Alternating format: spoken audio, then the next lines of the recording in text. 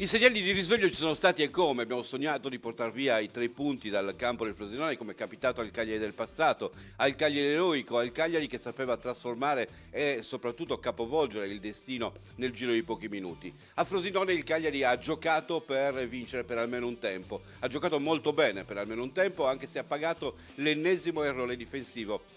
di un giocatore troppo giovane che deve chiaramente migliorare con il passare dei turni. Aveva giocato bene schierando uno dei giovani del suo vivaio, Kurfalidis, e mettendolo in una posizione centrale dove doveva comandare quasi il pressing ai danni della capolista Frosinone. Ed è stato molto bravo l'11 di Liverani a interpretare questa nuova formula, privando la squadra di casa per almeno 35 minuti della luce a centrocampo e quindi riuscendo più volte a portare il baricentro del gioco molto avanti per innescare il Luvumbo. Luvumbo che è stato il giocatore che ha sbloccato la situazione sul lancio di Carboni, che poi sarà colui che fa il fattaccio, quello del gol del pari, ma sul lancio di Carboni è stato lui a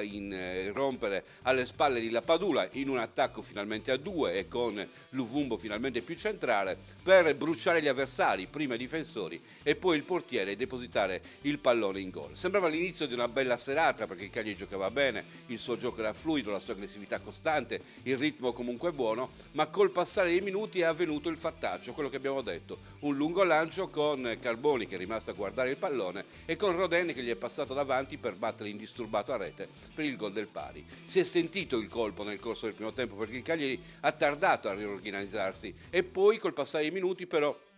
questi difetti che erano emersi, non solamente Carboni ma anche il ritmo che Viola non riusciva a reggere, che lo mettevano molte volte in difficoltà soprattutto sulle ripartenze degli avversari, si è vista ancora nel secondo tempo, dove comunque il Cagliari reggeva ma non riusciva più a essere incisivo, non riusciva più a negare il gioco ai padroni di casa. È così che è arrivato il gol di Lapadula, un grandissimo gol, dobbiamo dire una grandissima invenzione, un fulmine per certi versi che ha spezzato un equilibrio che sembrava essere la caratteristica della gara. Liverani ha posto rimedio ai 2 giocatori che non stavano giocando bene, ha tolto Carboni per Barreca, ha tolto Viola per Macumbu, ma il Cagliari comunque ha stentato a riprendere il ritmo per poter ritornare in gara. Si è dovuto aspettare il tempo di recupero, dove la volontà più che altro, ed è questo l'aspetto forse più positivo della partita, la voglia di non perdere, è emerso nei 5 minuti finali, con il calcio di rigore che ha permesso a Lapadula di trasformare, oltre che di procurarselo il rigore, di trasformare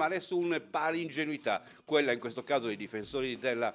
squadra di casa, che hanno permesso all'arbitro di poter fischiare un penalty su un pallone che probabilmente non era certo un pallone gol per la squadra cagliaritana. Rigore trasformato in 2-2, nel minuto dopo il sogno. Il gol realizzato da Pavoletti su una corsa di Lapadula nella corsia di destra, ma inizio della corsa che era avvenuta con Lapadula al di là dei difensori, quindi gioia sfrenata al 99esimo per il gol del potenziale 3-2, abbiamo accarezzato il sogno, abbiamo toccato il passato, abbiamo vissuto per un attimo l'epica della storia del Cagliari, ma poi abbiamo dovuto nuovamente ridimensionare il nostro sogno e riportarlo sul 2-2. Comunque un pareggio in casa della capolista, il primo pareggio della capolista, il segnale che comunque questo Cagliari può affrontare chiunque, soprattutto se ritrova la voglia, la determinazione, la compattezza e la serenità. Il commento a caldo è giunto alla 5ª edizione e quest'anno, oltre al web, ci potrai vedere anche in TV. In 5 anni tante aziende ci hanno scelto. Diventa anche tu partner del commento a caldo e segna un gol fondamentale per la tua azienda. Chiamaci o mandaci un messaggio WhatsApp al 335 699 16 93.